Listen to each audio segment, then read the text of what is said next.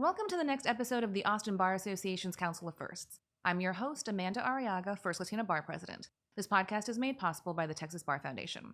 In today's episode, we talk to an attorney who leads an organization dedicated to advancing minority women in the legal profession. Dominique McLeggan-Brown is the founder of the Sisters-in-Law, LLC. Dominique received her BA in History and her Master's in Entrepreneurship from the University of Florida and her law degree from the University of Texas School of Law. In 2022, she won the Travis County Women Lawyers Association Award for contribution to the minority community, and this year she won the Outstanding Young Lawyer Award from the Austin Young Lawyers Association and the Texas Young Lawyers Association. She was also a nominee for Space Maker of the Year by Div Inc. Champions of Change for creating a unique community gathering space powered by the principles of diversity, inclusion, equity, and justice. The mission of Sisters-in-Law is to connect, encourage, and empower minority women in the law by creating a platform to share open reflections and spark conversations about the unique experiences we face in a non-diverse profession. I'm happy to have with me today, Dominique McLeggan-Brown. Dominique, thanks for being here. Thanks for having me. This is wonderful. I want to start at the beginning for you because you've had a lot of different educational opportunities. Yes. Why did you want to be a lawyer?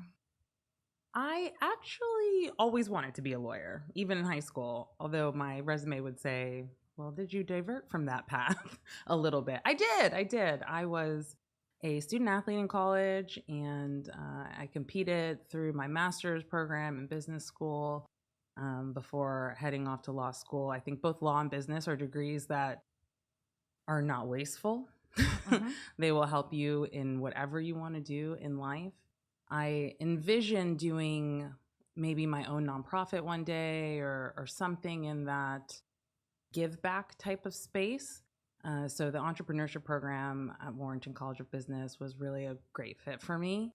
Just learning how to craft a business plan and pitch your ideas and all of the things that go into, hey, it's not that easy to start a business sometimes. So that gave me good background. I think for a lot of the community activism and work that I do now, it actually helps translate quite a bunch for me. But law is something I kept circling back to that I wanted to do. Really, if I'm honest, I love a good argument. Not for argument's sake, not argue just to argue, but I really love a well thought out, well crafted argument that looks at all points, right? The points that are for you and against you, and really makes a statement and is persuasive. I just find that interesting and fun. And, it's fun to make that argument and stand up for whether it's a cause or yourself or your client. And so in your day job, you're an attorney, but you used your entrepreneurship skills to create Sisters-in-Law. I did. Why is this platform so important? I felt that it was needed. Honestly, the intersection of race and gender offers a lot of nuanced experiences.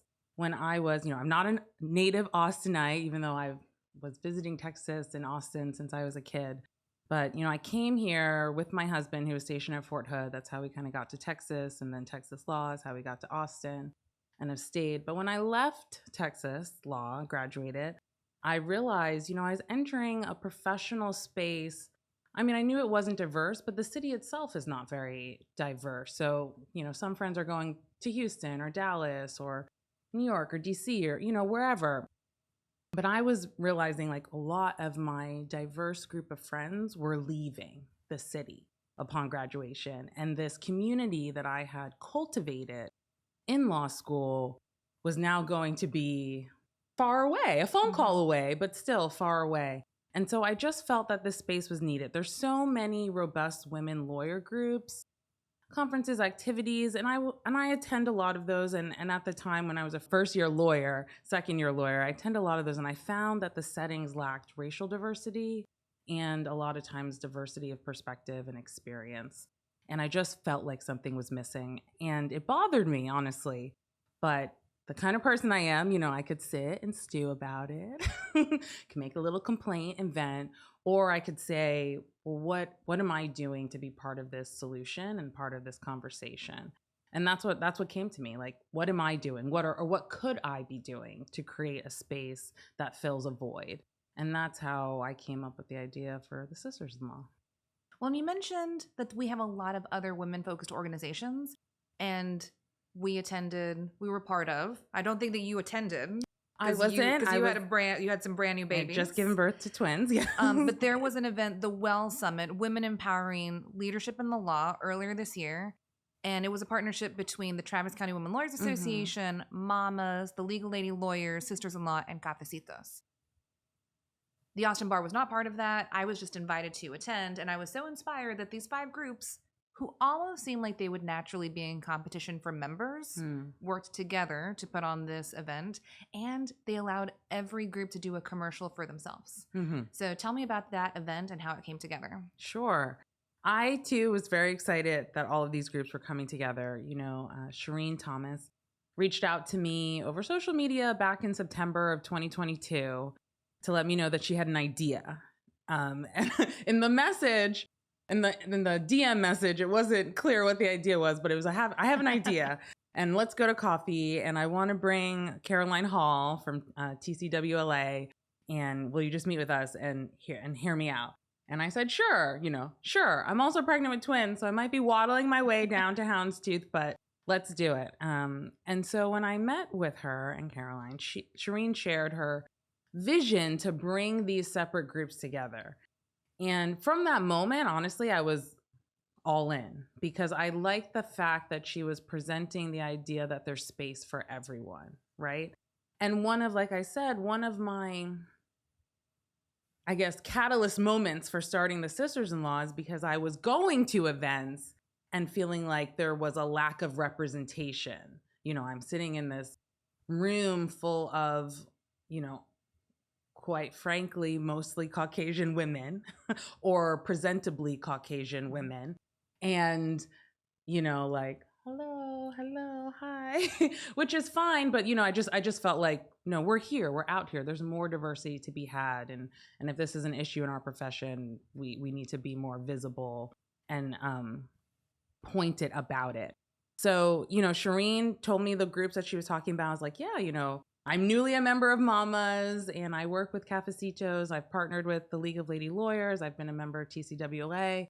And all of those groups have amazing, phenomenal women in them, phenomenal people, and phenomenal attorneys. And there's no reason that they shouldn't all meet up, And I just feel like alone, each of those groups are fabulous, and they have a slightly different purpose and demographic. They fill a specific need. But together, it's like magic. When you start overlapping experiences, that's when you really talk about intersectionality and interdependence. And that's when you really have true change and growth, is hearing from different experiences, whether you're a mom or not a mom, right? Whether you're a judge or a brand new lawyer or a senior partner, whether you're a minority, whether you're not, whether you identify on the LGBTQ spectrum. All of those things. You can't be an effective ally and stand in the gap for someone when you don't know what the gap is and you don't know the gap's impact. You have to learn from other groups. And so coming together is really the only way to do that authentically and effectively. So I loved it from the moment on. I was really happy to be part of the planning. I was so sad to miss the day of the event. To be fair, the date changed. The date changed, we had some weather issues, but by the time the date changed because of weather storms, I was just out of the hospital. So, well, and beyond the Well Summit, you continue this goal of coming together authentically and effectively, and you continue to partner with some of these groups. So tell me about any upcoming event that you might have. Yeah, we have an event on October 4th. It's a lunch and learn. We're partnering with Cafecitos, which is a wonderful Latin women's lawyer group, and headed by someone I, consider an informal mentor of mine, Maria Califf. And we're coming together to do this lunch and learn. We have a great guest speaker. I'm so excited. It's at McGinnis. The speaker is Paulina Artieda. She's from the New Philanthropist, and she's going to give a workshop that she calls the Equity Chair. And it's talking about diversity in nonprofit boards and nonprofit leadership. I think as attorneys, we're often invited and sought out to be on such boards. And, people do so for a variety of reasons, but, pretty much every attorney I've met has been on a board or at least been asked to be on a board at some point. And unfortunately, what you find is that while these nonprofits are doing charitable work and often reaching maybe disenfranchised communities and maybe communities that they're not a part of, the board space, that table looks very not like the people they're serving in general. And so how do we change that? You know, sometimes there's monetary things that are associated with boards, and I'm not giving away anything that Paulina is going to go into. I actually we have a meeting with her tomorrow, just hammering out the last minute details. But I think it's a really exciting topic is what I'm getting at. You know, there's just so much that can be said to break this ceiling of what we think boards look like. How can we be more inclusive in that space? You know, like if it costs you $10,000 to be on a board, a lot of times there is a fiduciary responsibility there, you know, then we are going to miss a certain amount of people, right? Or a certain demographic that would be willing to help and also would be valuable contributors. So I'm really excited about this conversation. I think it's pertinent to attorneys. I think as minority women too, you know, it's an opportunity for us, like, use your voice, get out there. If you're hesitant about being on a board, you can make a change. If you're on a board and you need to take a more active role or you want to push back on some things, like, speak up and push back. You know, for myself, I worked with Dress for Success Austin for a number of years, and I did not sit on their official board, but I founded what they call the Circle of Impact, which is, we'll say, mini board adjacent, but, you know, it's not their official nonprofit board. But anyway, you know, one of the things that I did in the last couple of years was to we get, you know, they collect not only clothing, but hair supplies, shoes, accessories, all kinds of things, laptops, old laptops, if it's not too old, but they collect all this stuff. But I said, you know, hey, you're giving out makeup samples to melanated women that don't match your skin. I have gone through a mall, you know, and they hand you a little goodie bag from XYZ, and you think, oh, great, what's in here? And it's a pasty pink lipstick and a beige concealer. And I go, well, what am I supposed to do with that? Nothing. And I throw it out, right? So if you're actually going to give to women who are using this and they're preparing for interviews and, you know, getting their job situation together, we need to be more inclusive in the items that we're presenting and the items that we're collecting for these women's hair products and makeup. I mean, that's a simple story, but for me, it's a very acute example of what a diverse perspective or specifically a minority perspective in a situation can do. And everyone said, oh my gosh, sure. And now they're doing wonderful workshops about, you know, Black hair and they have, I mean, it's gone from night and day of what they're offering. And it's just from speaking up and putting yourself out there and saying, hey, this is a need you may not have considered. When I would be interested in Paulina's perspective and yours, I might need to go to this event. I was on a panel last week and they were talking about how at some point there are diverse lawyer leaders that are identified, and then the same people are always tapped to do things. And there becomes a competition among the boards. You know, I can't be president of this because I was just asked to be on the board of that and start that leadership ascent. And to some extent, I think that competition is good. There's no one path for us to be on. And so if there is competition, we have lots of opportunities, and I could be president of this or that, or this and that, but I need to take a break from group A to start group B. I would be interested to know, like, how do we do that as well? And we need to cultivate more folks so that we currently have a pipeline of leaders with different perspective and different thoughts in all of the fancy groups that you could be in charge of. Yeah, I think that one of the ways potentially that we could do that in the Austin legal community is, right, like I said, Austin itself is not a super visibly diverse city. Profession is not visibly diverse. But you can control the topics that we talk about. We can control the issues that we bring to the forefront so that people know that this is a welcoming space, right? That's how you encourage more diversity, right? You know, sometimes I don't want to walk into a space that I already think might be a little hostile. I already think they're uncomfortable, saying the word diversity or such, it doesn't encourage one to speak out all the time, right? Fear of retribution or something like that, right? Especially in your professional network. But if we make those topics of importance in those spaces, we can encourage diversity. I mean, a good example of that for me is my Inn of Court, the Lockridge Inn of Court, which I'm a huge fan of. Very much love being involved in that group for a variety of reasons. But my first year as an associate member, the topic for the year was race in the law. I found that, scary and great and wonderful and welcoming all at the same time because, quite frankly, there's not that many African American people in my inn. Just gonna be honest, counted on one hand.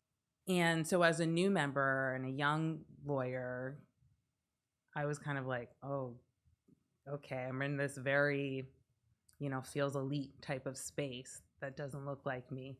But hey, they said that this topic is important. They said it. They don't look like me. And they said that this topic is important and that we're going to discuss this in an open, honest, friendly way. And, and I love that. I didn't shy away from it. I participated, as much as I could. But, that is a way to show people like, this is a space for you. We think these things are important. We want to encourage more people. And now the inn is getting more diverse, I will say, over the past couple of years that I have been there. When you create an opening, more people will come. And that will breed competition, but it's a good thing. It's the more the merrier. Bring it on. So we've touched on this a little bit already, but since I consider you to be a bit of an expert now with Sisters-in-Law, do you think that the Austin legal community provides enough support specifically for females and minorities? As a whole, I would say no. But I do think that there are a lot of individuals out there who want to and are making an effort to provide that support. In the age of book bans and word bans across the country, it's really important, I think, that Austin, steps up and says that we can do better. And that we will do better. While I think the Austin legal community is pretty good at openly supporting diversity on its face, as I've said before, the reality is it's not very diverse when you look at it and you're in it.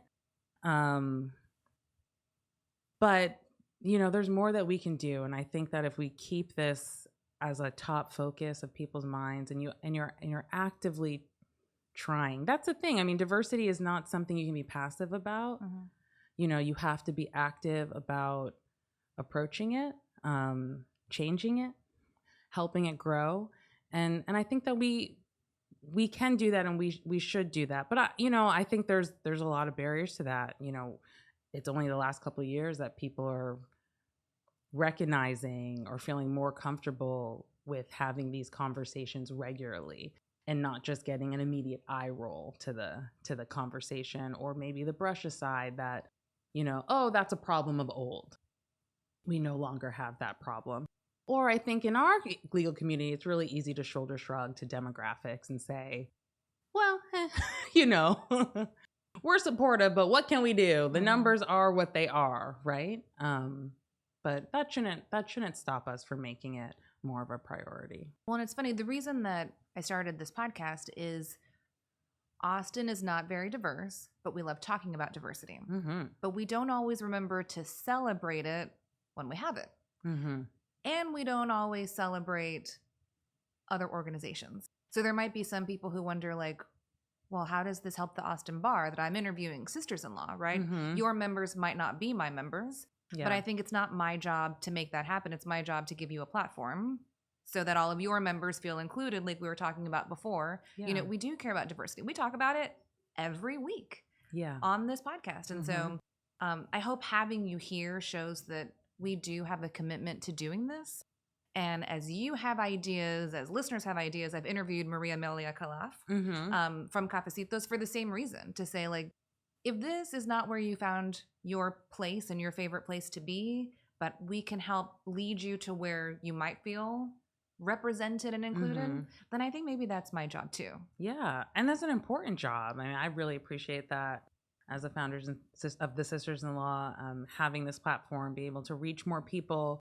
And it's not always just about reaching people who might be like our core demographic member, minority women attorneys, right? Sometimes I think that your strongest supporter, mentor, sponsor doesn't have to look like you, right? I mean, for me personally in my career, oftentimes they don't look like me, right? I've had many of people that like there's nothing in common about our backgrounds. You just need someone who sees you and who keeps their door open for you. And that's what I'm hoping. And I appreciate, like, I know if the Austin Bar, to know that the door's open for us, right? That we can walk in here and ask questions and suggest, ideas and be a part of that conversation, which is ultimately what I wanted for the Sisters-in-Law. Is I wanted a way to have a collective voice of minority women attorneys be a part of these conversations, because they're happening in our city, but they're happening amongst a not diverse group of people talking about diversity, which is good, but you have to include these other perspectives. Otherwise, you're just an echo chamber. You don't know what you don't know, and you're, kind of patting yourself on the back for what you do know. But we all have to do that, Everyone is an ally of someone else. I like to say that all the time, as much as I can. I'm a minority woman, I'm a Black woman, but, I can be an ally of someone who, has a physical disability, right? And we're all an ally to somebody else. So what can we do better to make space for each other? So besides Sisters-in-Law, what organizations have meant the most to you professionally or personally? So I would say outside of, school, collegial atmosphere, for me, it would be the Lockridge Inn of Court, which sounds like a very nerdy response, but I was a student member of that inn at Texas Law. And, I don't think I thought that much of it as a student member. I'm not that I didn't think it was great, but I didn't realize how much it would impact my professional career. The relationships I made as a student member, I didn't think, I was just like, well, they'll forget about me. I mean, I'm a student. What do I know? But I actually had two of the members reach out to me once I was a practicing attorney and say, what are you doing? How come you haven't joined the inn? Why have you not applied to rejoin the inn as a full-fledged member? And I was like, I don't know. I don't know.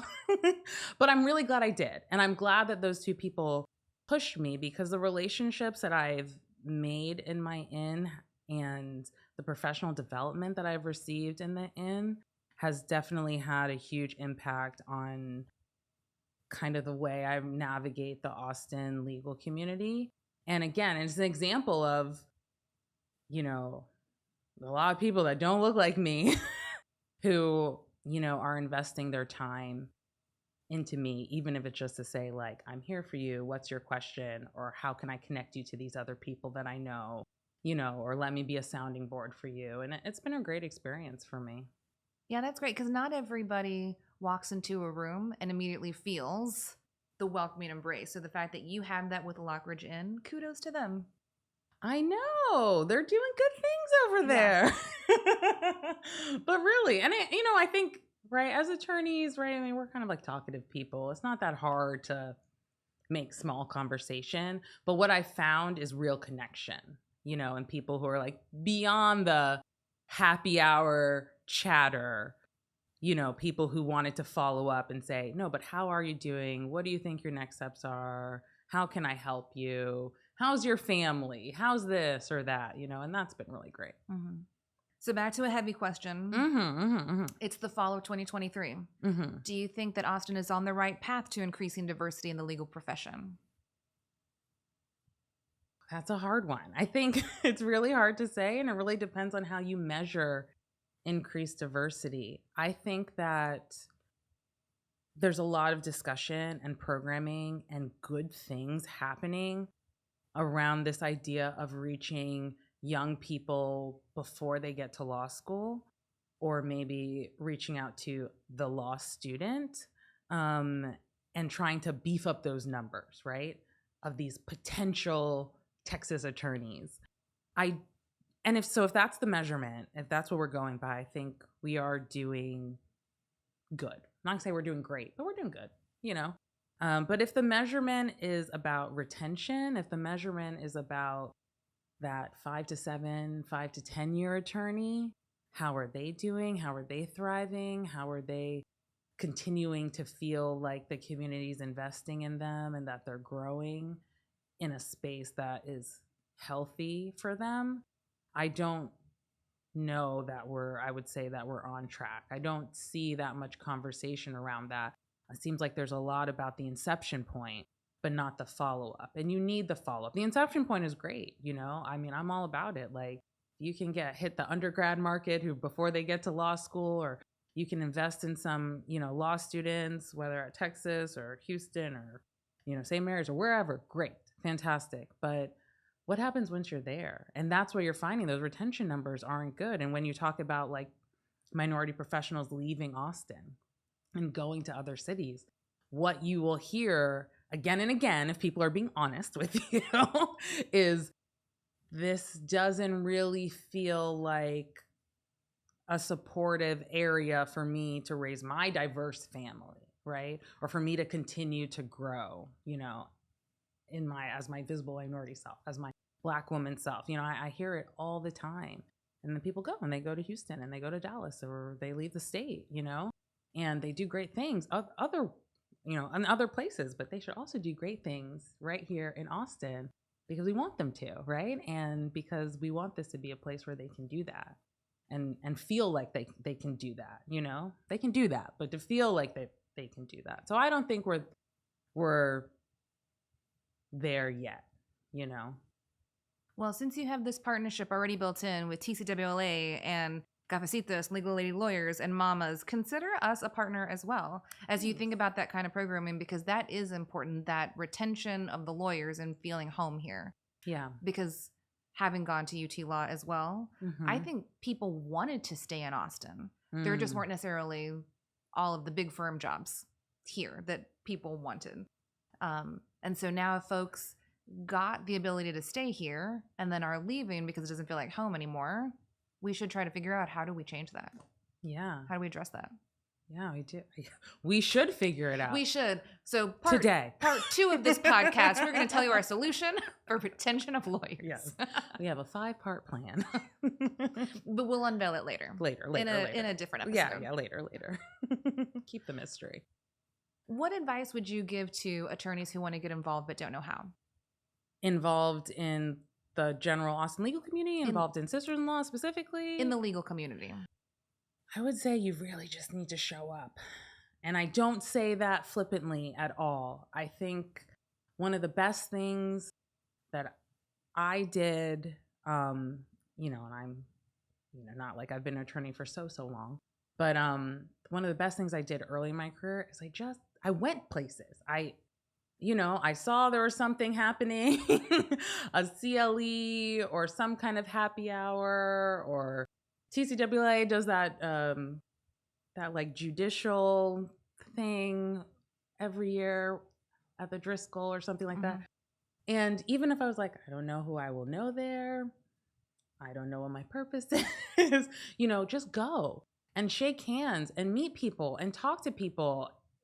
And that's all you really need to do. And I feel like I did that a lot, extensively, as much as I could.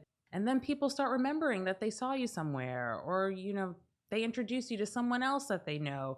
And in that way, your circle expands pretty rapidly. Yes, we're the capital city of Texas, but we're a small city. So you can find that if you put in that effort initially, you will quickly, some of my girlfriends who are not attorneys, every time I go somewhere with them, they're like, oh my gosh, you're going to see someone And we're like, here we go again. How did you know this person? I'm like, oh, well, they're an attorney. I know them for this or that. And it's really just putting yourself out there, which I know can be frightening for people, but you have to do it. That's my best advice. You have to get over that. If the outside, you have to do it. Maybe if you don't like to do it, put a time limit. Say, I'm going to stay for 45 minutes and then I'm going to leave. I'm going to make myself meet 2 people and then I'm out. If you're like, I don't really like to meet that many people, but you have to start somewhere. You honestly can't make this a home if you stay at your own home, if that makes sense, right? You have to get out there. So put yourself out there. I found that people are actually genuinely friendly, and the few people who aren't, well, that's fine. Well, and it's probably helpful for people to know all of us feel that way sometime. You're Yes. walking into a meeting, you're the head of sisters-in-law, I'm the past president of the bar, and I still sometimes am like, will I know anyone there? Yes. And then we always do. Or you make friends. Or you meet someone. Yeah, exactly. And on those days when you're really tired, because sometimes I get that too, sometimes the happy hours and the lunches and all, you're just like, oh no, not again. Like, I need to go home and sit. Then just tell yourself you're going to do 2 a month or something like that. Make it manageable for you, but start. Again, you will guarantee you will know someone, or you will meet someone who knows someone that you know, and that will be a point of conversation. Easy. Do you have anything else that you'd like to say to our audience? Any words of advice? Because you're a very accomplished person. Oh. You have won many awards just in the past year and a half. Yeah, I get surprised by those things still to this day. I would say 1, follow the sisters-in-law, come join us. One of the things I am really trying to stress to people in general is that don't feel like you're excluded, like if you want to go to the Hispanic bars, Mixer, right? You should go. I'm not saying you should go and step all over people's space and, be rude, obviously. But if you want to go with an open heart and learn and meet people and support an organization that's not you, you want to go to the LGBTQ section of the Austin Bars meeting or event and you don't identify that way, people love to have you. That's what I'm going to say. If you want to come to anything the sisters-in-law and you said, I am a white man, I will say, well, you should come. You should not take up all the air in the room, but you should come and you should participate and you should tell your friends and you should do what you can to show that you're supporting that organization and those people and those perspectives, right?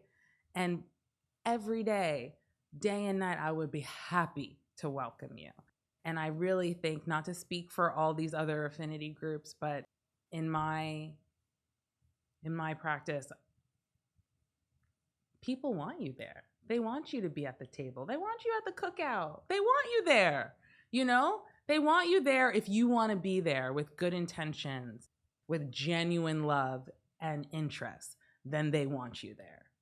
So don't be afraid to, get out of your comfort zone, go to other things, support other things that you normally be like, oh, I'm not sure if that's my space, right? Like, okay, no, it's not your space to say all the things, but it is your space to learn and to grow and to support. It's always your space to support somebody else, So, and your clients love it too. So don't, just saying, you're going to get a client that at some point doesn't, associate the way you associate, right? And you need to learn about other people and other ideas and other thoughts and know that those thoughts are out there, even if they're not your own. You are such a positive force. I love that we're ending on the note, people love to have you. People love to have you. Like, it makes perfect sense why you are the most accomplished person of the year. But I'm so glad that we had you today. Thank you. We'll see y'all next time. Thank you very much. Thank you. Bye.